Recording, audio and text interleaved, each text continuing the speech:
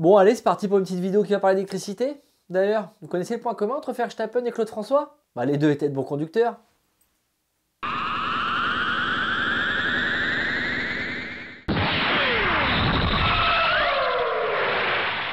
Bonjour les padawans de la physique, Obiyan pour vous servir. Bienvenue sur la chaîne qui répond à vos questions. Et pour ce faire, laissez-les en commentaire et j'y répondrai lors d'une prochaine vidéo. Aujourd'hui, on répond à quelqu'un qui vient souvent sur cette chaîne, à savoir mon poteau Aetios. Et on voit comment fonctionne la batterie lithium-ion. Avant de commencer à expliquer ça, on va revenir à la base, à la pile. Alors la pile, je l'ai déjà expliqué sur cette chaîne, donc on va passer assez rapidement dessus. Déjà la pile, qu'est-ce que c'est? Eh bien la pile, c'est un dispositif électrochimique. Qu'est-ce que ça peut bien vouloir dire? Eh bien tout simplement, ça veut dire qu'une réaction chimique va produire de l'électricité. Et à base de quel principe ça fonctionne? Eh bien c'est le principe d'oxydoréduction. L'oxydoréduction, c'est pas très compliqué. Il suffit de prendre une matière. Dans notre cas, on va prendre du zinc. Et le zinc, s'il vient à perdre 2 électrons, eh bien il va devenir un ion Zn2+. Le zinc est donc ce qu'on appelle un réducteur et il va s'oxyder en devenant un ion Zn2+. Et si on suit cette logique, eh bien une oxydation, c'est tout simplement une perte d'électrons. Mais évidemment, ça ne marche pas que dans un sens. Dans l'autre sens, il y a ce qu'on appelle la réduction. Pour expliquer ce qu'est la réduction, on va quitter le zinc pour aller vers le cuivre. Et là, on va commencer par prendre un ion Cu2+, un ion cuivre. Si cet ion Cu2+ venait à récupérer 2 électrons, eh bien ça deviendrait du cuivre métallique. L'ion Cu2+ a donc été réduit en cuivre. Et donc la définition de ce que c'est une réduction, c'est l'inverse de l'oxydation. La réduction est un gain d'électrons. Et donc on a vu l'oxydation et la réduction, et quand on met les deux ensemble, c'est l'oxydoréduction. Donc le phénomène d'oxydoréduction, eh bien c'est un échange d'électrons. Bah oui, grâce aux deux exemples que j'ai donnés, on voit bien qu'il y a une réaction qui va libérer 2 électrons, et l'autre réaction qui va récupérer ces 2 électrons. On va donc pouvoir mettre en mouvement des électrons, et la mise en mouvement d'électrons, c'est ce qu'on appelle l'électricité. Eh bien, restons sur notre exemple et on va créer une pile. On va faire 2 parties bien distinctes. Dans la première partie, on va prendre une plaque de zinc qu'on va mettre dans une solution où il y aura des ions Zn2+. Et de l'autre côté, on va prendre une plaque de cuivre qu'on va faire baigner dans une solution de Cu2+. Si je relie les 2 plaques ensemble, la plaque de zinc et la plaque de cuivre, le zinc va donc libérer des électrons tout en créant des ions Zn2+. Ces électrons vont donc passer dans la plaque de zinc pour aller vers la plaque de cuivre. Ensuite, ça va passer de la plaque de cuivre dans la solution Cu2+. Les ions Cu2+ vont donc récupérer ces 2 électrons et vont se transformer en cuivre métallique. Et voilà, on vient de créer une pile. Vous voyez, c'est pas très compliqué. Bon, si on veut être un peu plus précis, en vrai, entre les 2 solutions, il faudra mettre un pont salin. C'est juste pour maintenir l'équilibre électrique. Mais bon, vous savez que ça existe, mettons-le de côté, ça sert à rien pour l'explication. Et donc, dans notre exemple, au bout d'un moment, la plaque de zinc va être tellement réduite qu'il va plus y en avoir. En tout cas, il n'y aura plus assez pour avoir des réactions. Ah oui, on a dit que le zinc se transformait en ion Zn2+.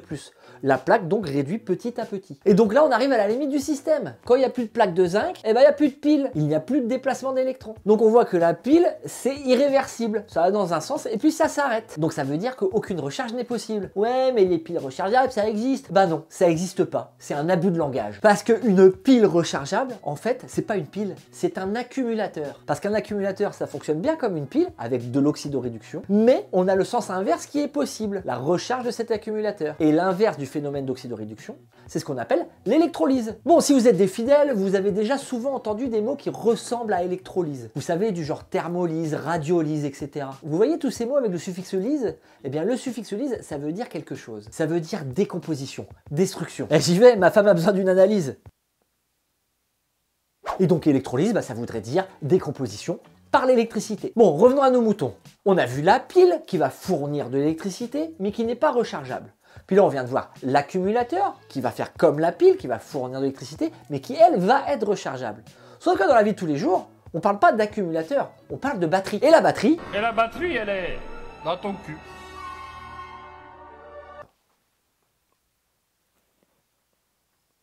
et donc je disais, la batterie, on devrait plutôt l'appeler la batterie d'accumulateur. Parce qu'en fait, on va mettre des accumulateurs les uns derrière les autres pour avoir par exemple la tension dont on a besoin. Prenons une batterie qu'on a dans nos voitures. Quand je parle de voiture, je parle de voiture thermique. Une batterie au plomb. Eh bien, un accumulateur au plomb, ça fait environ 2 volts à peu près. Et nos batteries, elles font 12 volts. J'ai donc besoin de 6 accumulateurs pour avoir mes 12 volts. Et donc là, normalement, vous allez me dire, alors pourquoi on parle de batterie? Eh bien, tout simplement parce qu'une batterie, ça veut dire un ensemble. Donc une batterie d'accumulateurs, ça veut dire un ensemble d'accumulateurs. C'est exactement pareil quand on parle d'une batterie de test. Ouais, donc une batterie d'analyse, c'est un gangbang, quoi.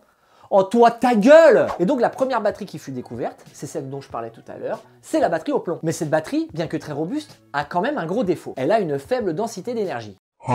La densité d'énergie, qu'est-ce que c'est? Eh bien, c'est l'énergie que contient la batterie par unité de poids. Bon, l'unité habituelle de l'énergie, on sait, c'est le joule, sauf que là, on est en électricité, donc on va pas utiliser le joule, on va utiliser le wattheure. C'est pas une puissance, c'est le watt tout seul qui est une puissance. Sauf que le watt, c'est équivalent à des joules par seconde. Donc si je multiplie une unité d'énergie que je divise par une unité de temps et que je remultiplie par une unité de temps, eh bien, il me reste une unité d'énergie. Donc les wattheures, c'est bien de l'énergie. Évidemment, la densité d'énergie, c'est des wattheures par des kilogrammes. Et pour une batterie au plomb, la densité d'énergie est comprise entre 30 et 50 wattheures par kilogramme. C'est pas énorme, hein. C'est pour ça que le temps avançant, au fur et à mesure des années, les types de batteries vont évoluer. On va passer par exemple des batteries au plomb aux batteries NiCd, aux batteries nickel-cadmium. Ça marche toujours sur le même principe d'oxydoréduction, électrolyse, etc. C'est le même principe.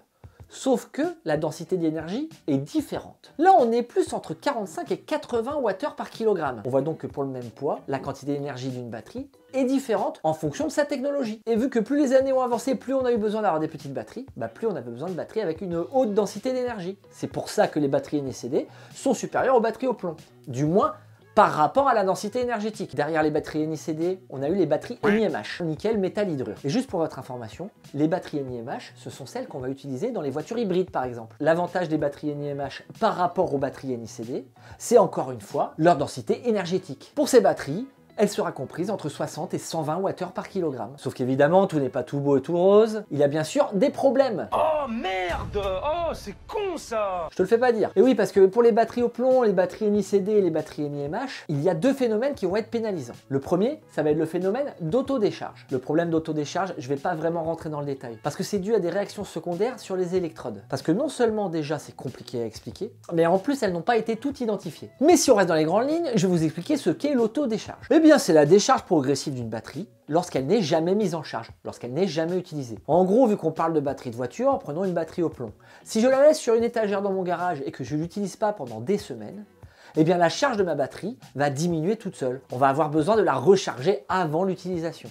C'est ça l'autodécharge. Bien sûr, j'ai pris l'exemple du plomb, mais ça marche aussi pour le NiCd et le NiMH, avec des phénomènes d'autodécharge plus ou moins importants, en fonction de la batterie bien évidemment. Le deuxième effet, c'est l'effet mémoire. L'effet mémoire, ça arrive quand? Ça arrive quand on ne décharge pas assez sa batterie. Prenons un appareil électrique lambda, un appareil électrique qui est sur batterie. Et les batteries sont celles qu'on a vues tout à l'heure. On va prendre du NiCd par exemple. Imaginons que mon appareil électrique, quand je vois que ma charge est à 50%, je le mets à recharger. Et tous les jours, je fais la même chose. Dès que j'arrive à 50%, je remets à charger. Eh bien, à un moment, la batterie ne se déchargera jamais en dessous de 50%. Il y a un effet mémoire. Elle a l'habitude d'être rechargée à 50%, donc elle arrêtera automatiquement sa décharge à 50%. Pour l'expliquer en gros l'effet mémoire d'un point de vue physique, on a vu tout à l'heure quand on a parlé des piles et donc des accumulateurs, qu'on avait deux électrodes, une positive, une négative. Et que sur l'une, on perdait de la matière et sur l'autre, on avait du gain de matière. Et donc, on va avoir un amas de matière tout au long de l'électrode. Et si on reprenait l'exemple de tout à l'heure et que je rechargeais tout le temps à 50%, alors c'est hyper simplifié, mais ça ferait une sorte de paquet parce que ça ne devient plus réversible. Et les batteries lithium-ion dans tout ça, eh bien justement, elles vont résoudre quelques problèmes. Bon, déjà, la première chose, c'est leur densité énergétique. Vous allez voir, ça n'a plus rien à voir avec les autres batteries. On est entre 200 et 250 wattheures par kilogramme. On a donc encore doublé par rapport au NiMH. C'est pour ça qu'on se retrouve dans nos téléphones portables avec des toutes petites batteries et qu'on peut durer plusieurs heures avec. Mais il n'y a pas que ça. Elles ont en plus une autodécharge assez faible. Et surtout, elles n'ont aucun effet mémoire. Elle est pas belle la vie? Et c'est pas pour rien que Whittingham, Goodenough, non, dans notre cas, c'est John Goodenough et enfin Yoshino ont eu le prix Nobel de chimie en 2019 pour la découverte de la batterie lithium-ion. Et donc on arrive enfin à l'explication de comment ça marche. Bon, déjà c'est toujours une cellule électrochimique, donc ça change pas, c'est la même chose. Mais ça diffère un petit peu dans le procédé de comment on arrive à créer l'électricité. Bon, déjà pourquoi le lithium? Déjà parce que le lithium, c'est un métal léger, ça c'est important. Mais en plus, c'est un très bon réducteur. Vous vous rappelez de ce qu'on a dit tout à l'heure? Non. Bon, je réexplique. Ça veut dire qu'il va libérer facilement des électrons, un pour être précis. Donc quand le lithium va être oxydé, il va perdre un électron et créer un ion lithium+.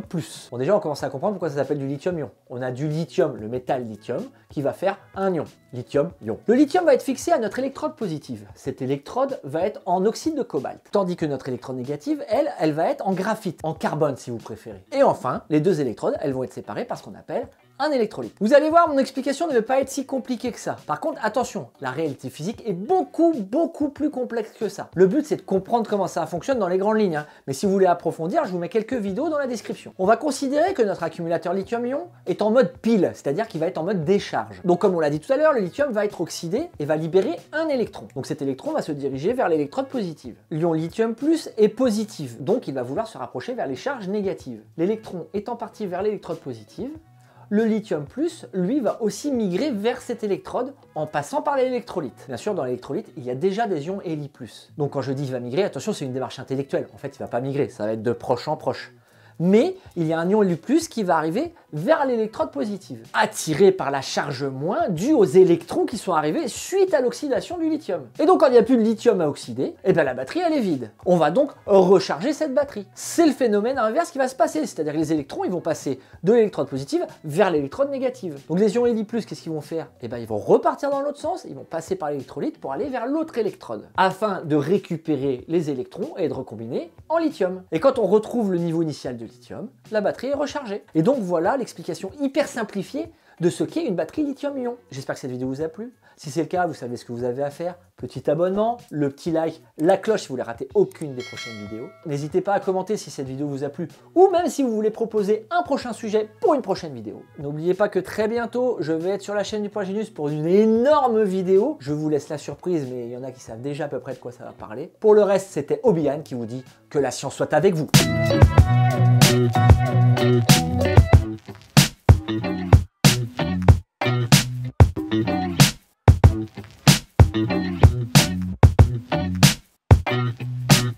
Alors, on va commencer par mettre la casquette des copains de Pinball Mag.